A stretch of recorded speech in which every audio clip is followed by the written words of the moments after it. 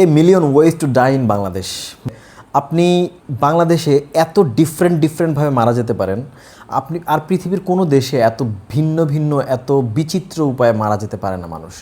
আমার মনে হয় না পৃথিবীর আর কোনো দেশে এত বিচিত্র উপায়ে মানুষ মারা যায়। রাস্তা দিয়ে হেঁটে যাচ্ছেন, নির্মাণাধীন কোনো বিল্ডিং থেকে ইট পড়ে মারা যাবেন। রাস্তা দিয়ে গাড়ি চালাচ্ছেন, রাস্তায় কোনো জ্যাম নাই, কিছু নাই, এত নিরাপদ মনে হবে আপনি গাড়ি চালাচ্ছেন, কিন্তু হঠাৎ করে কোনো একটা ফ্লাইওভার থেকে কোনো একটা স্ল্যাব পরে আপনি গাড়িতেই পিষ্ট হয়ে যাবেন। আপনি রাস্তায় হেঁটে বেড়াচ্ছেন, এত নিরিবিলি একটা রাস্তা, হঠাৎ করে কোনো ছিনতাইকারী এসে আপনার পেটে ছুরি দিয়ে আপনাকে মেরে ফেলবে। আপনি হয়তো রিকশায় চড়ছেন, কোনো এক বাস আপনাকে ধাক্কা দিয়ে ওখানেই আপনাকে স্পট ডেড করে দিবে। আপনি হয়তো রেস্টুরেন্টে খাচ্ছেন, হঠাৎ করে দেখবেন চারদিকে চিল্লিয়ে আগুন লেগে গেছে, ওই রেস্টুরেন্টে আগুনে পুরো কাবাব হয়ে যাবেন।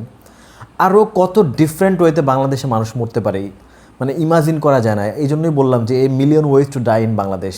হয়তো কোনো মুভি একদিন বানানো হবে বাংলাদেশে, যে বাংলাদেশে একটা দেশ আছে পৃথিবীতে যেখানে এত ডিফারেন্ট এত অদ্ভুত ওয়েতে মানুষ মারা যায়।